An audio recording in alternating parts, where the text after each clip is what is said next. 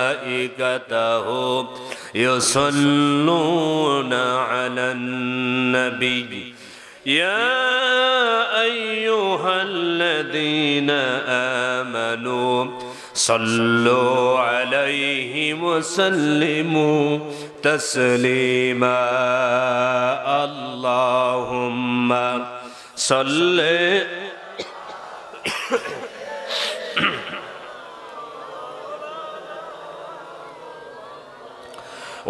আমলে বলেছি অনেক জায়গায় মাহফিল করতে পারি না, যেখানে করেছি বলেছি বাংলাদেশ ইসলামী ছাত্র শিবিরের বিরুদ্ধে এখন পর্যন্ত একটি ধর্ষণের মামলা হয় নাই, চাঁদাবাজির মামলা হয় নাই, হত্যার মামলা হয় নাই। সেই ইসলামী ছাত্র শিবিরকে জঙ্গিবাদ বানানোর চেষ্টা করেছ, কিন্তু এমন একটা সময় এসেছে আজ ছাত্র নিষিদ্ধ হয়েছে, ঠিক কিনা?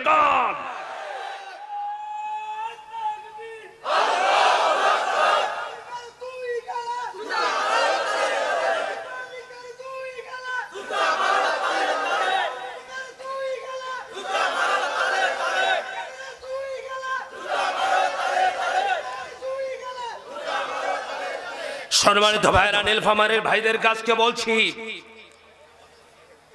স্বাধীনতা অর্জন করা সহজ, রক্ষা করা অনেক কঠিন। আপনারা মনে রাখবেন, প্রতিদিন শত শত হাজার হাজার মাহফিল বাংলার জমিনে হচ্ছে। আওয়ামী লীগের একটা টার্গেট ছিল মাহফিলকে বন্ধ করা। তার কারণ হলো আলেমরা যখন কথা বলে,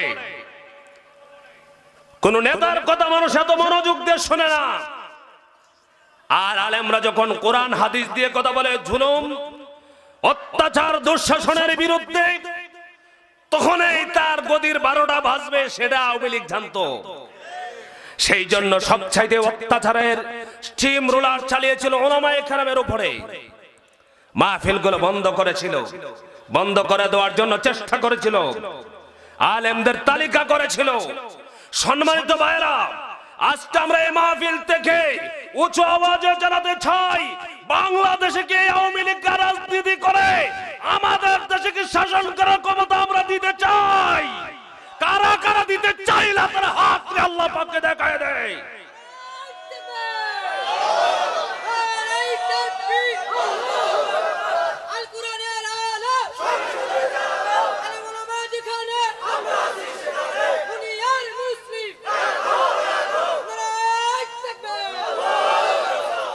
সম্মানিত ভাইরা,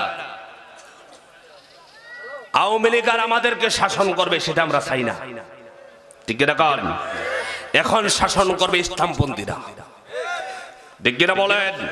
এখন শাসন করবে কোরআনওয়ালারা, যে কোরআন আল্লাহ তাআলা 1000 বছর আগে দিয়েছেন, যে কোরআনের ভিতরে সমস্ত মানুষের অধিকার আছে। এই কোরআনওয়ালারা যদি এই দেশে শাসন করে, এই দেশের সংসদ চালাতে পারে, এই দেশ সোনার দেশ হবে, ঠিক রাখুন। আপনারা কি কোরআনওয়ালাদেরকে চান?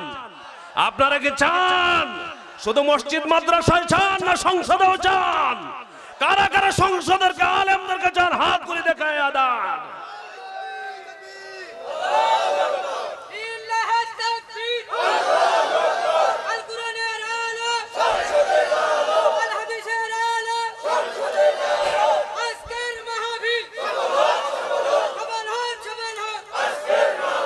সম্মানিত ভাইরা, কোরআন শরীফ কিতাব কার? আরো জোরে বলতে হবে, কোরআন কার? সবাই বিশ্বাস করেন? জবানটা খুলে বলেন, সবাই বিশ্বাস করেন আপনারা? কোরআন শরীফ এই যে কিতাব, এই কিতাবটা কার? এই কোরআনের প্রতি পূর্ণ আস্থা আপনাদের আছে তো? বিশ্বাস আছে তো? এই কোরআনের বিধান এগুলো দিয়েছেন কে? কোরআনের বিধান ছাড়া কেউ যদি চায় দুনিয়ার কোন তন্ত্র মন্ত্র দিয়ে সমাজ রাষ্ট্রকে শান্তির করতে কিয়ামত পর্যন্ত পারবে? আরো জোরে বলতে হবে, পারবে? পারবে না।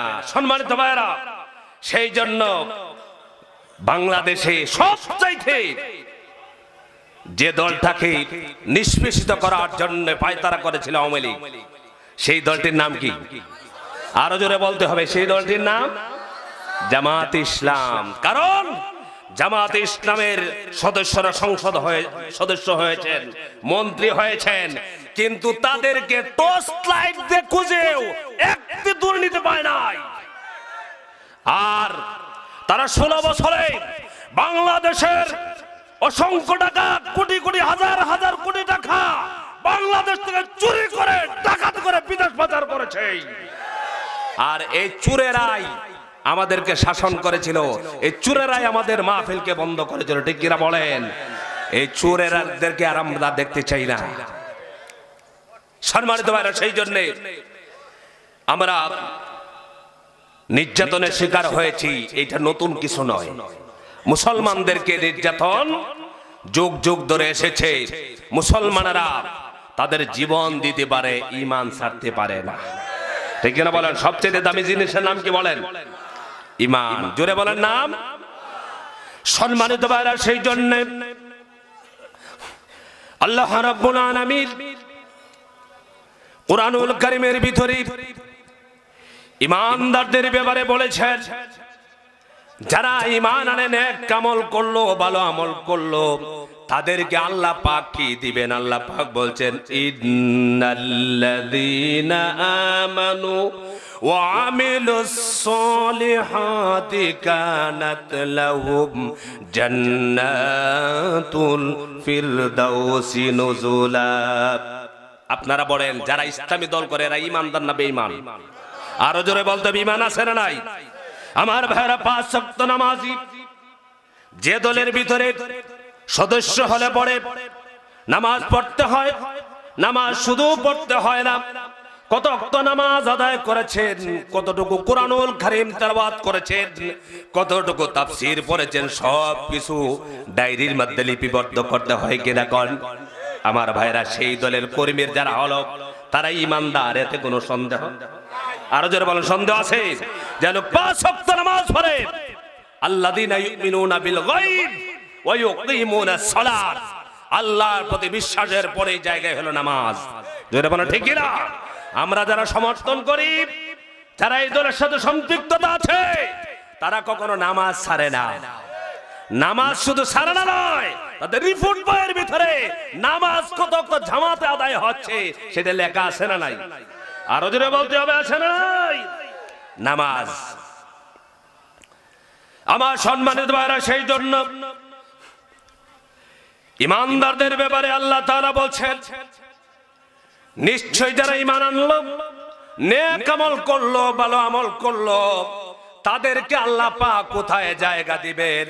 আল্লাহ বলেন, কানাত লাহুম জান্নাতুল ফিরদাউসি নুজুলা। তাদের জন্য আল্লাহ রাব্বুল আলামিন জায়গা করে রেখেছেন জান্নাত। আর জান্নাতের ভিতরে কতদিন থাকবে? খালিদিনা ফিহা, অনন্তকাল জান্নাতের ভিতরে থাকবে।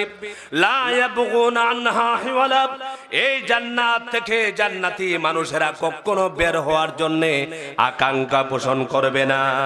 এমন জান্নাত কার জন্য? মুমিন না কাফের? জিল্লা বলতে হবে, মুমিনদের জন্য, কাফেরদের জন্য? যারা কোরআনে বাধা দেয়, যারা মাহফিলে বাধা দেয়, যারা আলেমদেরকে হত্যা করে, তারা কি মুমিন না মুনাফিক? আরো জোরে বলতে হবে, মুমিন না মুনাফিক? সম্মানিত ভাইরা, আপনাদেরকে বলতে চাই, আজকে তাফসীরুল কোরআন মাহফিল এখানে রেখেছেন বাংলার তাফসীরুল কোরআন মাহফিলের জনাব আল্লামা সাঈদী রহমাতুল্লাহি আলাইহি। ঠিক কি বলেন? আল্লামা সাঈদী রহমাতুল্লাহি আলাইহি একমাত্র কোরআনের তাফসীর করার কারণে, কোরআনের কথা বলার কারণে সাঈদী রহমাতুল্লাহি আলাইহিকে অন্যায়ভাবে হত্যা করেছে। সাঈদীর বিচার বাংলার জমিনে হবেই হবে। কারা কারা দেখতে চাও, হাত তুলে আল্লাহকে দেখায়া দাও।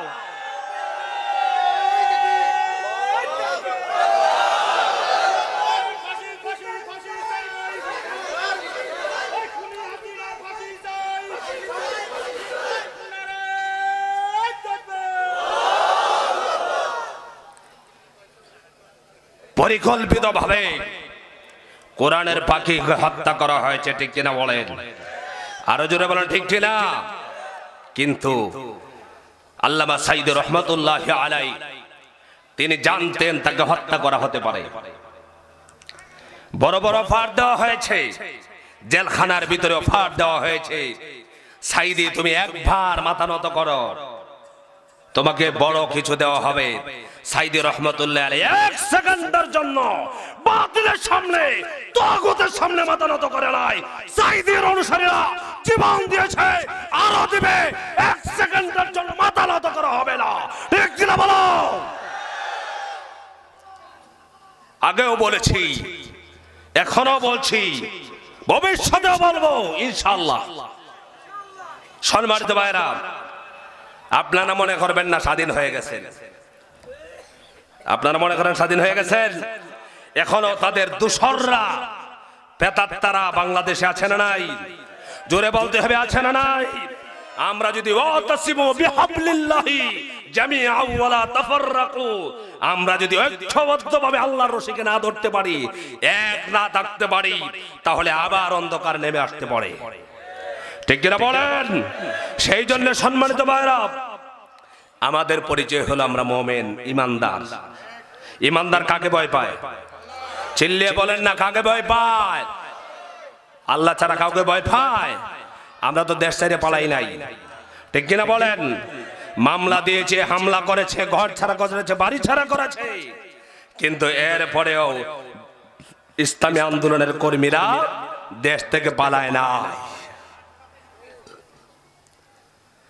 সম্মানিত ভাইরা, সেই জন্য আল্লাহ রাব্বুল আলামিন কুরআনুল কারীমে বলছেন, কারা মুমিন? মুমিনরা আল্লাহ ছাড়া কাউকে রব মানতে পারে না, আল্লাহ ছাড়া কাউকে ইলাহ মানতে পারে না। তার জীবন চলে যেতে পারে, তার সম্পদ চলে যেতে পারে, তার সন্তানকে হত্যা করতে পারে, কিন্তু মুমিন বান্দা এক সেকেন্ডের জন্য আল্লাহ রাব্বুল আলামিনকে ভুলে যেতে পারে না। পারে না কে কোন? আল্লাহ তাআলা বলেন, ইন্নাল্লাযীনা ক্বালু রাব্বুনাল্লাহু সুম্মা ইসতাকামু, নিশ্চয় যারা বলবে আমাদের রব কে, সবাই বলেন। আমার ভাইরা, আমরা নামাজের ভিতরে, সম্মানিত ভাইরা, কথাগুলো প্রয়োজনীয়, ঠিক কিনা বলেন? আমরা স্বাধীনতা অর্জন করেছি, ছাত্ররা জীবন দিয়েছেন, অসংখ্য মানুষ জীবন দিয়েছে, তাদের জন্য দোয়া করে আল্লাহ তাআলা শাহাদাতের মর্যাদা দান করুন, সবাই বলেন আমিন। কিন্তু আমাদের উপরে এখন দায়িত্ব হয়ে গেছে সেই স্বাধীনতা রক্ষা করা, ঠিক কিনা? আমার ভাইরা, আল্লাহ তাআলা বলছেন, নিশ্চয় যারা বলবে, কি বলবে? কোরআনের কথা। কার কথা? জোরে বলেন। আচ্ছা, কোরআনের মতো পৃথিবীতে আর কোন কিতাব আছে? জোরে বলেন, আছে? এই জন্য আমাদের সিলেবাসের ভিতরে আছে, কোরআন শরীফ পড়বা না, কোরআন শরীফ অর্থ সহ পড়বা। কি বলেন আপনারা? কোরআন শরীফ পড়বা না, শুধু কোরআন শরীফ অর্থ সহ পড়তে হবে। কারণ কোরআনের মালিক আল্লাহ, এই জমিনের মালিক আল্লাহ।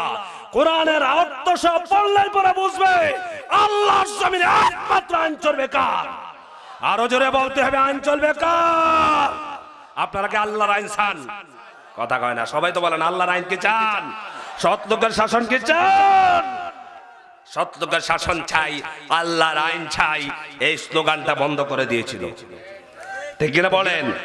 যা আছে সব বঙ্গবন্ধু, সব আওয়ামী লীগ, সব যুবলীগ, সব কুত্তা লীগ, ঠিক কিনা? কোন? সম্মানিত ভাইরা, এই কোরআনকে বিদায় করতে চেয়েছিল, কোরআন কি বিদায় করার কিতাব? সম্মানিত ভাইরা, আল্লাহ পাক বলছেন, ইন্নাল্লাযীনা ক্বালু রাব্বুনাল্লাহু সুম্মা ইসতাকামু, নিশ্চয় যারা বলবে আমাদের রব হলেন আল্লাহ, আমাদের মালিক। জুড়ে বলেন কে? সবাই বলেন আমাদের মালিক কে? আল্লাহ তাআলা। যেমন ভাবে আমরা নামাজের ভিতরে সূরা ফাতিহা যখন শুরু করি, পড়ি আলহামদুলিল্লাহি রাব্বিল আলামিন, সমস্ত প্রশংসা সেই মালিকের, সেই রবের, যিনি হলেন আসমান এবং জমিনের মালিক। তিনি কে? আমার ভাই, আল্লাহ তাআলা বলছেন, ইন্নাল্লাযীনা ক্বালু রাব্বুনাল্লাহু, যারা বলবে আমাদের রব আল্লাহ, আমাদের মালিক আল্লাহ, আমার হায়াতের মালিক আল্লাহ, মৌতের মালিক আল্লাহ, রিজিকের মালিক আল্লাহ, সম্মানের মালিক আল্লাহ, অসম্মানের মালিক আল্লাহ, সব কিছুর মালিক আল্লাহ। এই কথাটা বললে ইমানদার হওয়া যাবে না। আল্লাহ পাক পরের অংশে বলেন সুম্মাস্তাকামু, ইস্তেকামত থাকবে। কি থাকবে বলেন? শুধু আমার রব আল্লাহ, আমার মালিক আল্লাহ, এই স্লোগান দিলে হবে না। কারণ আল্লাহ যে মালিক এটা শুধু মুসলমানরা অমুসলিমরা মনে করে একজন ঈশ্বর আছে, একজন ভগবান আছে, ঠিক কি না কোন? কিন্তু এই কথা যখন বলা হবে, বলার পরে বিপদ আসবে, মুসিবত আসবে। যখন কোরআনের দাওয়াত দিবা, হক কথা বলবা, আল্লাহর জমিনে আল্লাহর আইন বাস্তবায়ন করার জন্য আন্দোলন করবা, তখন আর তুমি ঘরে থাকতে পারবা না। তখন তোমার বিরুদ্ধে মামলা হবে, তোমার বিরুদ্ধে হামলা হবে, তোমাকে অত্যাচার করা হবে, তোমাকে ফাঁসির মঞ্চে হবে ফাঁসি দেওয়ার জন্য। আল্লাহ বলে সুম্মাস্তাকামু, ইমানদাররা ইস্তেকামত থাকবে। সম্মানিত ভাইরা, আপনারা জানেন মাওলানা মতিউর রহমান নিজামী রহমতুল্লাহি আলাইহি মীর কাসেম আলী ভাই সহ যাদেরকে ফাঁসি দেওয়া হয়েছে, প্রত্যেকটা মানুষ ফাঁসির মঞ্চে হেসে হেসে গিয়েছেন। তার মানে হলো তারা ফাঁসির মঞ্চ থেকে ভয় পায় নাই। এইটাকে বলে ইস্তেকামত, অবিচল থাকা। ইস্তেকামত থাকতে হবে, একদিন নয়, 2 দিন নয়, মওত পর্যন্ত যারা ইস্তেকামত থাকবে। শত শত নির্যাতনের পরেও আল্লাহ পাককে বলে যাবে না, কোরআনকে বলে যাবে না, আল্লাহর দ্বীনকে বলে যাবে না, রাসূলকে বলে যাবে না। আল্লাহ তাআলা বলছেন যারা ইস্তেকামত থাকবে, অবিচল থাকবে, তারা যখন দুনিয়া থেকে চলে যাবে, আল্লাহ পাক বলেন আল্লাহ তাখাফু ওয়ালা তাহজানু, তোমাদের কোনো ভয় নাই, তোমাদের কোনো চিন্তা নাই, তোমাদের কোনো টেনশন নাই।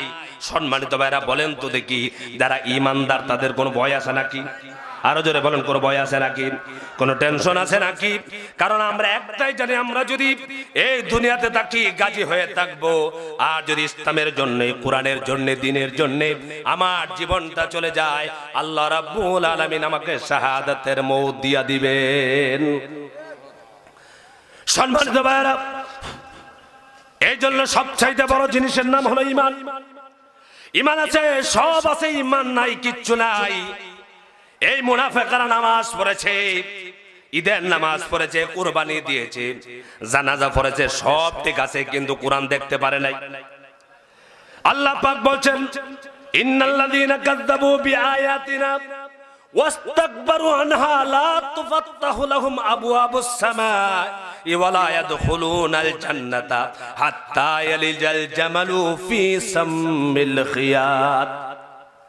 আল্লাহ তাআলা বলছেন যারা আমার কোরআনুল কারীমের আয়াতগুলো কি অস্বীকার করেছে, মিথ্যা প্রতিপন্ন করেছে, এমন আছে না নাই? আরো জোরে বলেন, আছে না নাই? আপনারা বলবেন কে বলেছে মিথ্যা? কেউ বলে নাই। আপনাদেরকে জ্বলন্ত প্রমাণ দেখাই। কোরআন শরীফ থেকে যারা তাফসীর করে তারা কি মিথ্যা বলেন সত্য বলে? কথা বলেন, আপনারা কথা বলেন, সত্য বলে না মিথ্যা বলে? এই কোরআন কি সত্য না মিথ্যা? আরো জোরে বলতে হবে, সত্য না মিথ্যা? যালিকাল কিতাব লা রাইবা ফি, আল্লাহ তাআলা নিজেই বলেছেন আমার এই কিতাবের মধ্যে কোনো সন্দেহ নাই, কোনো ভুল নাই। ভুল থাকবে তো দূরের কথা, ভুলের অবকাশ নাই। সেই কোরআন, সেই কোরআন দিয়ে যখন বলা হয়েছে কথা, তখন এই পাশের নেতারা বলেছে হুজুর কথা বলতে পারবেন না। কথা বলে ঠিক না? তারা বলছে রাজনীতির কথা বলবেন না, অথচ কোরআনের ভিতরে রাজনীতি আছে না নাই? জোরে বলতে হবে, আছে না নাই? কোরআনের রাজনীতি আছে। কোরআনের রাজনীতি করলেই পরে বাংলাদেশের দর্শন বন্ধ হবে, হত্যা বন্ধ হবে, মদ বন্ধ হবে, জুয়া বন্ধ হবে, ইয়াবা বন্ধ হবে, সমস্ত অবিচার অত্যাচার বন্ধ হবে। কোরআনের আইনকে আপনারা চান, আল্লাহ পাক কবুল করুন, সবাই বলেন আমিন। সম্মানিত ভাইরা, এই কোরআনের আইন চালু হলে সব অবিচার অনাচার বন্ধ হয়ে যাবে। আল্লাহ রাব্বুল আলামিন এই কোরআনুল কারীমের ভিতরে বলেছেন ফামান তাবিআ হুদায়া ফালা খাউফুন আলাইহিম ওয়ালা হুম ইয়াহজানুন। হুদা মানে পথ, হুদা মানে হেদায়েত, আল্লাহ পাক বলেছেন আমার কোরআনের হেদায়েত যারা গ্রহণ করবে, আমার কোরআন যদি তোমার পারিবারিক জীবনে, সামাজিক জীবনে, রাষ্ট্রীয় জীবনে যদি আমার কোরআনকে ফিট করতে পারো, আমার কোরআন দিয়ে যদি রাষ্ট্র চালাতে পারো, এই সমাজের মধ্যে হত্যা দর্শন কোন কারাবি হবে না। গ্যারান্টি কার? আরো জোরে বলতে হবে গ্যারান্টি কার? আমার সম্মানিত ভাইরা বলছিলাম সব চাইতে দামি জিনিসের নাম হলো ঈমান। নাম কি? ঈমান আছে, সব আছে, ঈমানের মধ্যে যদি বেজাল হয়ে যায় তাহলে কিচ্ছুই ঠিক থাকবে না। এই জন্য আল্লাহ তাআলা ঈমানদারের পরিচয় কুরআনুল কারীমের বিরুদ্ধে দিচ্ছেন। আল্লাহ পাক বলছেন ইন্নামাল মুমিনুনাল্লাযীনা আমানু বিল্লাহি ওয়া রাসূলিহি সুম্মা লাম ইয়ারতাবু। এক নাম্বার হলো ইন্নামাল মুমিনুনাল্লাযীনা আমানু বিল্লাহ। এক নাম্বার হলো ঈমানদাররা বিশ্বাস করে কাকে? সবাই বলেন, এই বাতাস করার জন্য আগেই বলছিলাম, চুপ করে সব বসে আছে। আমার ভাইরা আপনারা চিল্লায় বলতে হবে আমাদের মালিক কে? সবাই বলে না, কি বলেন? আপনারা ইসলামী আন্দোলন করবেন, ঠিক না? জোরে বলেন, আমাকে এই দুনিয়াতে পাঠিয়েছেন কে? আমাকে এই দুনিয়া ছিলাম না, আছি, আবার ফিরিয়ে নেবেন কে? আল্লাহর নামটা নিলে কৃপণতা লাগে, ঠিক না? এই জন্য মুসলমানরা পীড়া খায়, কারণ মুসলমানদের ভিতর আর বাহির ঠিক নাই। আপনারা চিল্লিয়ে বলুন, এখানে কোন নেতার কথা বলা হচ্ছে? আমার মালিক কে? আল্লাহ পাক। ঈমানদাররা বিশ্বাস করে খলিফা হলেন নবীজির একজন সাহাবী, যার নাম হলো হযরতে আব্দুল্লাহ ইবনে হুযায়ফা। নাম কি বলেন? জোরে বলেন, নাম কি? আব্দুল্লাহ ইবনে হুযায়ফা। তিনি কে? হযরত ওমর বললেন রোমের বিরুদ্ধে যুদ্ধ করতে হবে। কার বিরুদ্ধে? রোম সম্রাটের বিরুদ্ধে যুদ্ধ করতে হবে, ইসলামের পক্ষে যুদ্ধ করতে হবে। হযরত আব্দুল্লাহ ইবনে হুযায়ফা বললেন আমিরুল মুমিনিন, আমি প্রস্তুত আছি, আমার জীবন বাজি রেখে আমি ইসলামের জন্য, দ্বীনের জন্য, কোরআনের জন্য আমি রোমের বিরুদ্ধে যুদ্ধ করতে প্রস্তুত। আপনারা বলেন, যদি কাফেরদের, বেঈমানদের বিরুদ্ধে মুসলমানদের যদি ডাক আসে, তাহলে আমরা কি প্রস্তুত আছি আল্লাহর জন্য, কোরআনের জন্য যুদ্ধের ময়দানে যাওয়ার জন্য? প্রস্তুত কি আমরা আছি? আপনারা কি আওয়ামী লীগ আমল রয়েছে নাকি? এখনো ভয় পান নাকি? তাকবীর দিতে ভয় পাচ্ছেন কেন? ভয় পাচ্ছেন কেন? তাকবীর চলবে কার? আরো জোরে বলতে হবে, তাকবীর চলবে কার? ওয়ালা যিকরুল্লাহি আকবার। সবচাইতে বড় তাকবীর কার? সম্মানিত ভাইরা, হুযায়ফা রাদিয়াল্লাহু তাআলা আনহু বললেন আমি যুদ্ধের ময়দানে যাইতে রাজি। যুদ্ধের ময়দানে পাঠিয়ে দেওয়া হলো, রোম সম্রাটের বিরুদ্ধে যুদ্ধ চলছে। ঈমানদার কাকে বলে? হযরত আব্দুল্লাহ ইবনে হুযায়ফা সৈন্যদেরকে নিয়ে যুদ্ধের ময়দানে আছেন। এক পর্যায়ে মুসলমান সৈনিকেরা আব্দুল্লাহ ইবনে হুযায়ফা সহ রোম সম্রাট বন্দী করে ফেলছেন, গ্রেফতার করে ফেলেছেন। গ্রেফতার করার পর আব্দুল্লাহ ইবনে হুযায়ফার কাছে রোম সম্রাট প্রস্তাব দিয়েছে, আব্দুল্লাহ ইবনে হুযায়ফা তুমি হলা মুসলমানদের সেনাপতি, তোমাকে আমি একটা প্রস্তাব দিচ্ছি। প্রস্তাবটা হলো তুমি যদি মুসলমানের ধর্ম ছেড়ে দাও, ইসলাম ছেড়ে দাও, কোরআন ছেড়ে দাও, দ্বীন ছেড়ে দাও, মুহাম্মাদের ধর্ম ছেড়ে দাও, তাহলে তোমার কাছে আমার সুন্দরী মেয়েটা বিয়ে দেওয়া হবে। তোমার কাছে আমার সুন্দরী মেয়ে বিয়ে দেব, আর তোমাকে আমার রাজপ্রাসাদের যত সম্পদ আছে সমস্ত সম্পদের অর্ধেক তোমাকে দিয়ে দেব। আল্লাহর নবীর সাহাবী হযরত আব্দুল্লাহ ইবনে হুযায়ফা রাদিয়াল্লাহু তাআলা আনহু রোম সম্রাটের বক্তব্যের পাশাপাশি বলছেন মুসলমানেরা, ঈমানদাররা, আল্লাহর রাসূলের সাহাবীরা কোন সম্পদের লোভ করে না, দুনিয়াকে ঈমানের কাছে তুচ্ছ মনে করে। আব্দুল্লাহ ইবনে হুযায়ফার কঠিন বক্তব্য শুনে রোম সম্রাট বললেন আব্দুল্লাহ ইবনে হুযায়ফা মুসলমানের সেনাপতিকে অতি তাড়াতাড়ি শায়েস্তা করা যাবে না, তার জন্য ফাঁসির মঞ্চ তৈরি করো। আমার সম্মানিত ভাইরা, যুগ যুগ ধরে ইসলামী আন্দোলনের কর্মী যারা ছিলেন তাদেরকে জালেম শাসকরা, এই জালেমরা ফাঁসি দিয়েছে, হত্যা করেছে, কিন্তু আল্লাহর কোরআনের নূরকে নিভাতে পারে না। কথা বলেন না কেন? রেগে না, কারণটা কি? আল্লাহ তাআলা বলেছেন যত চেষ্টা করুক না কেন, এটা আমার কথা নয়, আল্লাহর কোরআনের কথা। দুনিয়ার সমস্ত ইমানদারদেরকে যদি হত্যা করে ফেলে এরপরে আল্লাহর কোরআনের আলোকে নিভাতে পারবে না। আল্লাহ তাআলা কোরআনুল কারীমে বলছেন ইউরিদুনা লিইউতফিউ নূরাল্লাহি বিআফওয়াহিহিম ওয়াল্লাহু মুতিম্মু নূরিহি ওয়ালাউ কারিহাল কাফিরুন। কোরআনের আলো কি? এই কাফেররা আমার কোরআনের আলোকে ফুঁক দিয়ে নিভে দিতে চাইলো, কিন্তু আমায় চাইলাম আমি আল্লাহর কোরআনের আলোটাকে জ্বালিয়ে রাখবো। কাফেররা যতই চেষ্টা করুক তাকে নিভিয়ে দিতে পারছে না। কি কর? আব্দুল্লাহ ইবনে হুযাফাকে বন্দী করা হলো। আব্দুল্লাহ ইবনে হুযাফার জন্য ফাঁসির মঞ্চ তৈরি করা হলো। ফাঁসির মঞ্চে নিয়ে যখন যাওয়া হলো, আব্দুল্লাহ ইবনে হুযাফা রাদিয়াল্লাহু তাআলা আনহু ফাঁসির মঞ্চটা দেখে তিনি হাসতেছেন। কি করতেছেন?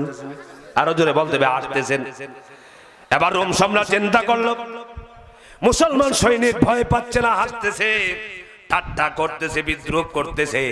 এবার তার সৈনিকদেরকে অর্ডার দিল তাকে এইভাবে শায়েস্তা করা যাবে না, তার জন্য বিশাল ডেকের ব্যবস্থা করো, বিশাল ডেকের ভেতরে গরম ফুটন্ত তৈলের ব্যবস্থা করো, সেখানে পুড়ে তাকে হত্যা করা হবে। আমার ভাইরা, আব্দুল্লাহ ইবনে হুযাফা কি যখন তৈলের ডেকের কাছে নেওয়া হলো, সেখানে ফুটন্ত দেখার পর তিনি চোখ দিয়ে জর্জর করে পানি পড়তেছে। এবার আব্দুল্লাহ ইবনে হুযাফার দিকে লক্ষ্য করে রোম সম্রাট বলছে, ও মুসলমান সৈনিক, ব্যাপারটা বুঝতে পেরেছি, ভয় পেয়েছো, ছেড়ে দাও। আব্দুল্লাহ ইবনে হুযাফা বলছেন, রোম সম্রাট সাবধানে কথা বলো, মুসলমান সৈনিকেরা যারা কোরআনের দায়ী, যারা ইসলামের কথা বলে, ইসলামের পক্ষে চলে, কোরআনের পক্ষে চলে, যারা ইসলামী আন্দোলন করে, তারা দুনিয়ার কোন মানুষের লাল চক্ষুকে ভয় পায় না। পায় না? কে কন? জোরে বলেন ভাই। আপনারা যদি বিশ্বাস না করেন, ছাত্র শিবিরে ফুলাফাইন দেখলে পরে আওয়ামী লীগের প্রস্তাব ছুটতে যায়। কথা কয় না? গায়ে শিবির আইতাছে, এখন কিন্তু খবর আছে। এটা তারাই বলে, ছাত্রলীগ, যুবলীগ, ছাত্র শিবিরের 10 জন দেখলে এটা 100 হইলেও লেজ গুড়াইয়া পালায়। ঠিক রাখুন। কারণ কি? কারণ হলো ইসলামী আন্দোলন যারা করে, আল্লাহর কোরআনের আন্দোলন যারা করে, তাদের ভিতরে আল্লাহ ছাড়া কারো ভয়, আরো জোরে বলতে হবে, আল্লাহ ছাড়া কারো ভয় আছে নাই। যদি থাকতো আমাদেরকে যা পর্যন্ত বাধা দিয়েছিল, আমরা আর মাহফিলে সাহস করে যেতাম না। 300, 400, 500 কিলোমিটার দূরে আমরা অহরহ গেছি, বাতিলের মোকাবেলা করে আমরা কথা বলেছি। ঠিক না? সম্মানিত ভাইরা, হুযাফা রাদিয়াল্লাহু তাআলা আনহু বলছেন, আমি ভয় পাচ্ছি না। আমি কান্না করার কারণ হলো একটাই, কারণ হলো আল্লাহ তাআলা আমার ভিতরে একটা জীবন দিয়েছেন। রোম সম্রাট আজ আমার একটা জীবনকে বের করে দিচ্ছ, আমি শহীদ হয়ে যাব, কিন্তু আল্লাহ পাক আমাকে যদি 100টা জীবন দিতেন, এইভাবে আল্লাহ জমিনে আল্লাহ দ্বীনের জন্য পরীক্ষা দিয়ে আমি 100 বার জীবন দিতাম। আল্লাহু আকবার। সেই জন্য আমি কান্না করতেছি। এবার বলছে শায়েস্তা এইভাবে হবে না, জেলখানায় ঢুকাও। জেলখানা আছে না নাই? আরো জোরে বলতে হবে, আছে না নাই? জেলখানা রাসূলুল্লাহ সাল্লাল্লাহু আলাইহি ওয়াসাল্লাম শিয়াবে আবু তালিবে 3 বছর জেল কেটেছেন। কয় বছর? আরো জোরে বলতে হবে, কয় বছর? 3 বছর নবীজি জেল কেটেছেন। অন্যায় ভাবে অত্যাচার করেছিল আবু জাহাল, আবু লাহাব। এই কাফের সরকার অত্যাচার করে রাসূলুল্লাহকে 3 বছর পর্যন্ত শিয়াবে আবু তালিবে বন্ধ করে রেখেছিল। কিন্তু আজ সেই মক্কা শরীফে, মদিনা শরীফে নবীর গোষ্ঠীর আছে, নবীর আত্মীয়স্বজন আছে, মুসলমানের আছে, কাফেরদের একটা বাচ্চাও সেই মক্কা মদিনায় নাই। কথা বলা ঠিক না? আমার ভাইরা, বাংলাদেশে নিরীহ মুসলমানদেরকে অত্যাচার করে, উলামায়ে কেরামকে অত্যাচার করে, মুসলমানদেরকে অত্যাচার করে এই জালেম শাসক আয়নাগর বানিয়েছে। কথা কোন ঠিক না? আমরা কোন শাসকের আমলে আয়নাগর শুনিনি। সে আয়নাগরে অত্যাচার করেছে, নির্যাতন করেছে, কত মানুষকে এতিম করেছে। আর কেমন ভঙ্গি ধরেছে, জায়নামাজ খুঁজে, ফজরের নামাজের সময় জায়নামাজ খুঁজে জায়নামাজে নামাজ পড়ে চা বানায়, চা খায়। তোমার নামাজের 4 পয়সার দাম আল্লাহর কাছে নাই। মুনাফিক। ঠিক রাখো। মুনাফিককে আল্লাহ তাআলা জমিন থেকে বিদায় করে দিয়েছে। সম্মানিত ভাইরা, আব্দুল্লাহ ইবনে হুযাফাকে জেলখানায় বন্দী করা হলো। 3 দিন পর্যন্ত কোনো খাবার দেওয়া হয় নাই। 3 দিন হয়ে গেছে, খাবার দেওয়া হয় নাই। মুসলমান সেনাপতি জেলখানার ভিতরে আছে। আপনারা জানেন, যারা জেলে গিয়েছেন, জেলখানায় আলেমদেরকে ভালো খাবারের ব্যবস্থা করা হয় না, চিকিৎসার ব্যবস্থা করা হয় না। চোর ডাকাতকে ডিভিশন দেয়, কিন্তু উলামায়ে কেরামকে চোরের মতো রাখে জেলখানায়। জাতির শ্রেষ্ঠ সন্তান আলেমেরা, যে জাতি আলেমদেরকে অসম্মান করে, অপমান করে, এই জাতির ভাগ্য কখনো ভালো হতে পারে না। আব্দুল্লাহ ইবনে হুযাফা জেলখানার ভিতরে আছে, 3 দিন পর্যন্ত কোনো খাবার দেয় নাই। 3 দিন পরে রোম সম্রাট তার বাহিনীকে অর্ডার দিল, মুসলমান সেনাপতিকে খাবারের ব্যবস্থা করা, খাবারের